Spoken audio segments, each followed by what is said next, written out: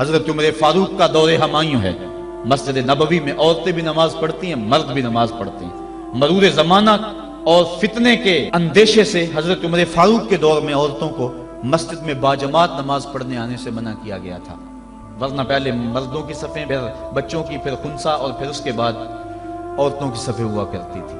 حضرت عمر فاروق کے دور میں جو ہے وہ کچھ دور گزرنے کے بعد اس کی ممانعت ہوئی۔ آپ کا دور ہمایوں میں مسجد میں عورتیں بھی نمازیں پڑھنے آتی ہیں اور مرد بھی۔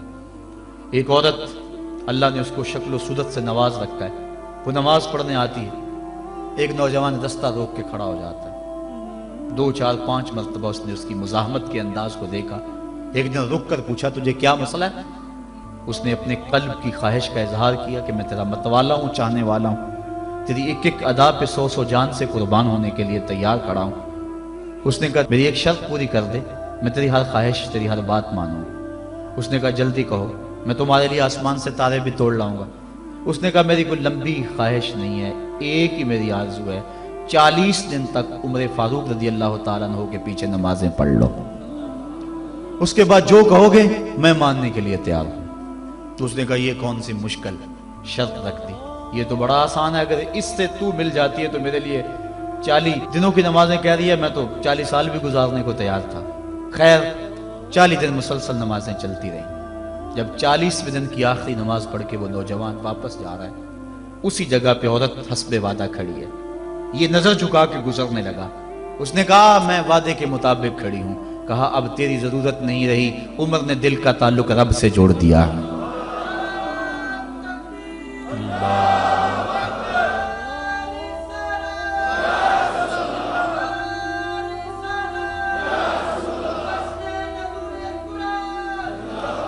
اگر ہم 40 سال ہمارے پیچھے لوگ نمازیں پڑھتے رہیں اور ان میں تبدیلی نہ آئے تو پھر ہمیں سوچنا چاہیے نا، مجھے سوچنا چاہیے کہ 40 سال ہو گئے ایک بندہ میرے پیچھے نماز پڑھا، اس میں تبدیلی نہیں آ رہی، 40 دن نماز پڑھی، قرآن دل سے نکلا اور زبان کے ذریعے سے دل میں پیوست ہو گیا، دل کی دنیا بدل گئی۔ کاش کہ وہ لوگ دوبارہ منصہ شہود پہ آ جائیں اور وہ لوگ دوبارہ مصلوں کی زینت بن جائیں، جن کے لبوں سے قرآن جب نکلتا ہے تو فرشتے بھی آفرین آفرین کرتے ہیں، اور قرآن دلوں پہ اثر کرتا ہے اور دلوں کے زنگ اترتے ہیں اور روحوں کو قرار ملتا ہے۔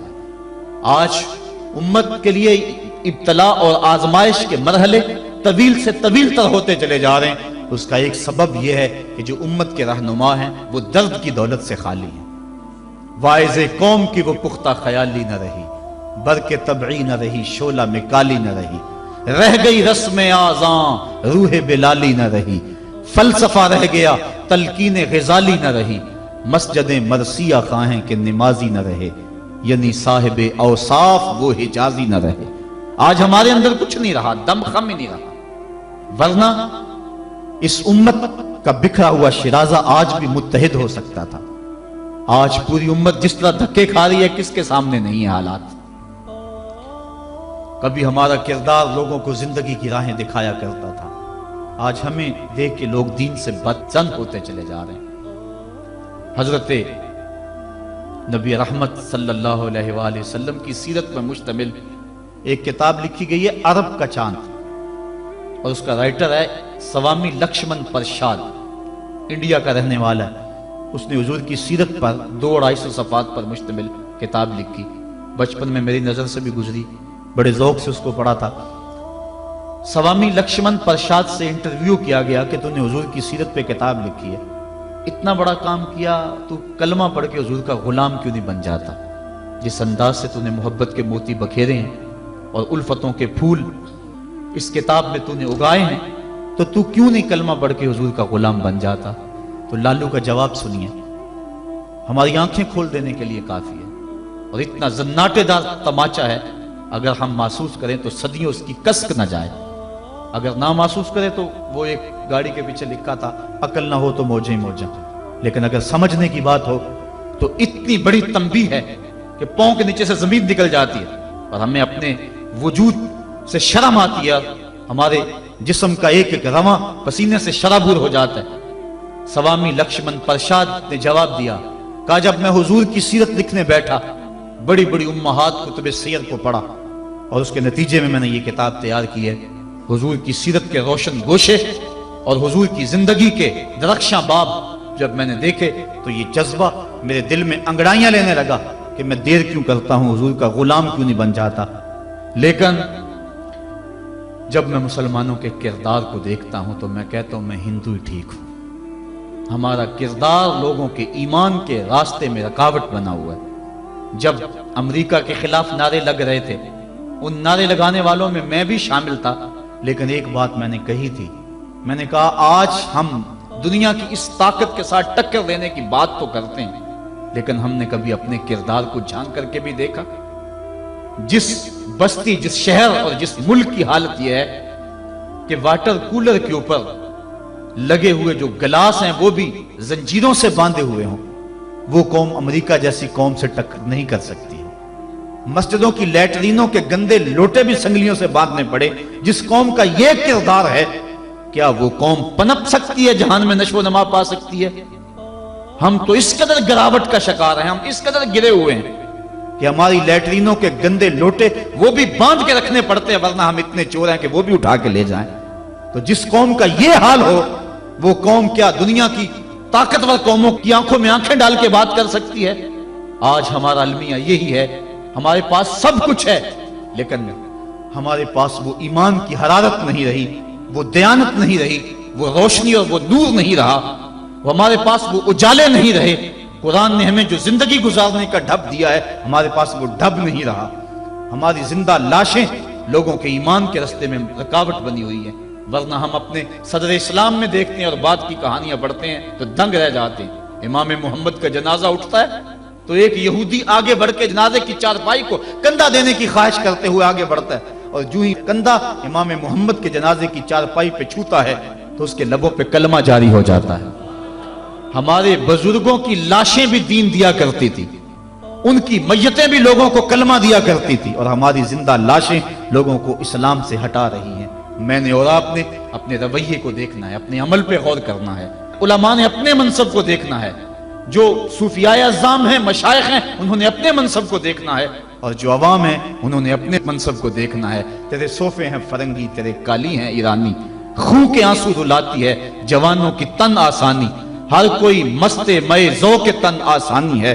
तुम मुसलमान हो ये अंदाज मुसलमानी है, हैदरी फक्र है न दौलत उस्मानी है, तुमको असलाफ से क्या निस्बत रूहानी है, वो मुअज़्ज़ज़ थे जमाने में मुसलमान होकर, तुम खार हुए हो तारिके कुरान होकर। हमारी जिल्लत, हमारी पस्ती, हमारी ज़बूहाली की वजह यह है कि हमने कुरान से नाता तोड़ लिया है।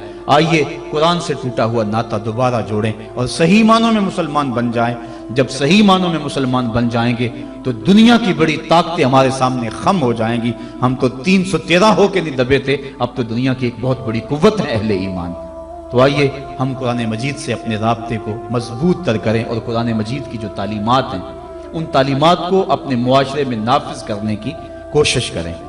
देखिए हमारा मुआशरा इस वक्त जिस बदअमनी का शिकार है और जो माली वसाइल इस वक्त हमारे पास मौजूद हैं और आसाइशें अल्लाह की तरफ से इस वक्त बरस चुकी हैं हमारे ऊपर, इसके बावजूद हर तरफ बेयकीनी, बेनूरी और अदम इत्मीनान। इसकी बुनियादी वजह चूंकि तमानियत दौलत में नहीं है, ये बात ज़हन में रखें। तमानियत लंबी गाड़ियों में नहीं है, सुकून की दौलत खूबसूरत औरत के पहलू में नहीं है। तमानियत तुम्हें मिलेगी तो अल्लाह की याद में मिलेगी, तमानियत मिलेगी तो जिक्र इलाही में मिलेगी, तमानियत तुम्हें मिलेगी, सुकून की दौलत मिलेगी तो कुरान के दामन से मिलेगी। आज इतना कुछ होने के बावजूद भी रुसवाइयां हमारा मुकद्दर हैं, जिल्लत हमारा मुकद्दर है, और आज हमारा वजूद उम्मत मुस्लिमा के लिए एक दाग की हैसियत रखता है। ये एक ऐसा दुखड़ा है कि मैं किस अंदाज से इस बात को आपके सामने रखूं, ये अंदर की कैफियत है। अल्लाह ताला इस उम्मत को खोया हुआ वकार अता कर दे और हम उस जगह पे आ जाएं जिस जगह से हट के हम चले गए हैं। कुरान फहमी का नूर अगर हमारे दिल में उतरने लग जाए तो हमारी ज़िंदगी खुद ब खुद सहल हो जाती है। मैं कल देख रहा था कुरान मजीद ने ज़िंदगी गुजारने के 2 ज़ाब्ते बयान कर दिए, वतवा सौ बिल सब्र वतवा सौ बिल मरहमा, यानी सब्र और मरहमत। یہ دو چیزیں ہیں جو معاشرے کو سکون اور طمانینت دیتی ہیں. یعنی معاشرے میں دو طرح کے طبقے ہیں. ایک وہ طبقہ جو پریشانی، دکھ، اذیت، پسماندگی، بیماری، دکھ اور غم میں ہے، اور ایک وہ طبقہ جو خوشحالی، دولت مندی اور صحت، عافیت اور فراوانی میں ہے. اب دونوں کی ذمہ داریاں قرآن نے بیان کر دی. اگر ہم اس پہ آ جائیں اور قرآن کی اس تعلیم کو سامنے رکھ کے اپنے معاشرے کی راہیں درست کرنا شروع کر دیں تو ہمارا معاشرہ جنت بن جائے. جو بیمار ہے، پریشان حال ہے، دکھی ہے، اس کو قرآن تاکید کرتا ہے تو صبر کر. اور جو خوشحال ہیں، دولت مند ہیں، صحت عافیت سے مالا مال ہیں، ان کو قرآن تاکید کرتا ہے تم رحم کھاؤ. اور اگر مصیبت زدہ صبر کی کوشش شروع کر دے، اور جس کے پاس دولتوں کی، عافیتوں کی، صحت کی فراوانی ہے، وہ دوسروں کے دکھ بانٹنا شروع کر دے، تو آپ بتائیں کہ معاشرے کے اندر کتنا حسن پیدا ہو جائے. لیکن ہم نے کبھی اس نظر سے دیکھا ہی نہیں. عید الفطر کے موقع پہ پچھلے سال اس پر مفصل گفتگو کی تھی. جو احباب وہاں موجود تھے انہیں یاد ہوگا کہ ہماری عید کیا ہوتی ہے. ایک طرف تو خوشیوں کے گہوارے ہیں اور دوسری طرف غم کے اندھیرے ہوتے ہیں اور ہم عید منا رہے ہوتے ہیں. ہماری عید جو ہے وہ غریبوں کو، پسماندہ لوگوں کو، پریشان، دکھی اور بیماروں کو، ان کو اپنی خوشیوں میں شامل کرنے کا نام حقیقی عید یہ ہے. اپنی خوشیوں کو خرید لینا اور اپنی خوشیوں کا متوالا ہو جانا یہ ایک مومن کا مزاج نہیں ہے. وہ دوسروں کو ساتھ لے کے چلتا ہے. عید کے دن کلیجہ پھٹتا ہے جب ایک طرف امیر کا بگڑا ہوا بچہ گولڈن سیب کا ایک کونا کاٹ کے دوسرا کتے کے آگے ڈال رہا ہوتا ہے، اور دوسری طرف بیوہ کا غریب بچہ چھابڑی لگا کے آلو چھولے بیچ رہا ہوتا ہے. بچوں کے جذبات تو ایک جیسے ہوتے ہیں، وہ ایک طرح سے سوچتے ہیں. ہر بچہ بچپن میں بادشاہ ہوتا ہے. اگر امیر کا بچہ کھیلنے کو چاند مانگتا ہے تو یہ آرزو غریب کے بچے کی بھی ہوتی ہے. یہ عید کے دن بھی تفریق ہم نہیں مٹا سکتے. میں نے کرن نامی اس عورت کی مثال دی تھی کہ جس نے اپنے مزدور باپ سے کانچ کی چوڑیاں مانگی اور وہ کانچ کی چوڑیاں بھی فراہم نہ کر سکا تو اس نے خودکشی کر لی. بچی کی عمر 7 سال تھی. کیا وہ معاشرے کے کندھوں کے اوپر بوجھ نہیں ہے؟ اگر ہمسایہ بھوکا سو جائے تو نماز قبول نہیں ہوتی. اور آقا کریم نے تو یہاں تک فرمایا اپنے گوشت کی خوشبو سے ہمسائے کو تکلیف نہ دو. یا تو تھوڑا سا پانی زیادہ ڈال لو اور شوربے کی ایک پیالی ہمسایوں کے گھر بھی بھیج دو. اور اگر ایسا نہیں کر سکتے تو ایسے وقت میں وہ گوشت پکاؤ کہ ہمسائے کے بچے اگر مچل پڑے اور انہوں نے ضد کر لی اور غریب باپ ان کی ضد کو پورا نہ کر سکا تو ان کے دکھوں کا مداوع کس کے پاس ہے؟ یہ شریعت کا مزاج ہے. عید کے دن، عید کی رات جو موانست کی رات ہے، جو محبتوں کی رات ہے، دکھ لوگوں کے بانٹنے کی رات ہے، وہاں بے چراغ گھروں کا رخ کرو. اور جن کے گھروں کے اندر سکون اور طمانینت نام کی کوئی چیز نہیں ہے، جن کے گھر کے اندر خوشی نام کی کسی چیز کا بسیرا نہیں ہے، عید کے دن وہ دکھی گھر ڈھونڈو اور محبتیں جا کے ان گھروں میں تقسیم کرو. اور عید کی خوشیوں میں اگر ان کو شامل کر لیتے ہو تو یہ قرآن کا مزاج ہے. وَتَوَاصَوْا بِالصَّبْرِ وَتَوَاصَوْا بِالْمَرْحَمَةِ. ایک طبقہ جو ہے وہ بھی واویلا نہ کرے، دکھ آ جائے تو دکھ کو برداشت کرے. اللہ دکھ پر صبر کرنے پر بھی اجر رکھا ہوا ہے. ایک خاتون حضور کی خدمت میں حاضر ہوئی، حضور مرگی کے دورے پڑتے ہیں تو میرے لیے دعا کرو کہ میں جب گرتی ہوں تو میرا سطر بھی کھل جاتا ہے. تو آقا کریم نے فرمایا اگر تو کہے تو میں دعا کر دوں اور اگر تو صبر کر تو تجھے اللہ جنت عطا فرمائے گا. اس نے عرض کی حضور مجھے جنت والا سودا قبول ہے، مجھے یہ مرگی کے دورے پڑتے رہیں لیکن صبر کروں گی جنت مجھے مل جائے. لیکن اتنا ہے کہ عورت ذات ہوں جب گرتی ہوں تو پردہ کھل جاتا ہے. یہ آرزو ہے کہ پردہ سطر نہ کھلے. فرمایا ہاں سطر نہیں کھلے گا لیکن مرگی کے دورے بدستور موجود رہیں گے. آقا کریم نے اس کو جنت کی بشارت دی. یہ تھے وہ لوگ جن کا اللہ پہ یقین تھا. جنت کے وعدے پہ اطمینان ہے اور جنت کے وعدے پر اپنی بیماری کو قبول کر رہے ہیں. ہم تھوڑا سا دکھ جھیلتے ہیں تو واویلا مچا دیتے ہیں. قرآن نے دونوں کو جو ہے وہ آئینہ دکھایا اور رستہ بتلایا کہ جو محروم طبقے ہیں، غریب طبقے ہیں، دکھی طبقے ہیں، وہ صبر کا دامن نہ چھوڑے، وہ اپنی غربت کو تماشا نہ بنائیں. اور دوسری طرف جن کو دولت کی فراوانی دی گئی ہے، جن کو صحت و عافیت دی گئی ہے، وہ اپنی عافیت قدوں میں بیٹھ کے عید کی خوشیاں نہ منائیں بلکہ وہ ان لوگوں تک پہنچے جو دکھی ہیں، جن کے گھروں کے چراغ بجھے ہوئے ہیں، جن کے گھر کے اندر روشنی نام کی چیز کوئی نہیں، جس کے گھر کے اندر سے ضیائیں اور خوشیاں روٹھ گئی ہیں، وہ ان کی خوشیاں ان کے گھر کی دہلیز تک پہنچانے کی کوشش کریں. عرش کا رب بڑا مہربان ہوگا، ان کے اوپر اپنی چھم چھم رحمتوں کا نزول فرمائے گا. آئیے ہم عید کے روز اس عزم کا اعادہ کر کے دکھی اور مصیبت زدہ اپنے غریب رشتہ داروں کو اور اپنے معاشرے میں، اپنی گلی اور اپنے محلے میں جو دکھی لوگ ہیں ان کی اعانت کے لیے میدان میں نکلیں۔ یقیناً یہ بہت بڑی نیکی ہے۔ میں حضرت سید عائشہ صدیقہ رضی اللہ تعالی عنہا کے حوالے سے وہ روایت عرض کیا کرتا ہوں۔ ایک دن محبوب خدا کا دریا رحمت جوش میں آ گیا، فرمایا عائشہ جو مانگنا ہے مانگ لو۔ عرض کی حضور اگر اجازت ہو تو میں اپنے باپ سے مشورہ کر لوں۔ کہا جاؤ کر لو۔ سیدنا صدیق اکبر کی خدمت میں حاضر ہوئی اور کہا حضور کا دریا رحمت جوش میں، اور آقا فرمایا عائشہ جو مانگنا ہے مانگ لو، مجھے بتایا جائے میں حضور سے کیا مانگوں، آپ انتخاب فرمائیں۔ حضرت ابو بکر صدیق رضی اللہ تعالیٰ عنہ نے فرمایا کہ حضور سے کہنا کہ معراج کی رات قربت خاص میں اللہ نے آپ سے جو خاص باتیں کی تھی ان میں سے ایک بات بتا دیں۔ یہ میری ڈیمانڈ ہے، یہی میری چاہت ہے، آج یہ میں آپ سے طلب کرنا چاہتی ہوں۔ حضرت ام المومنین حاضر ہوئی۔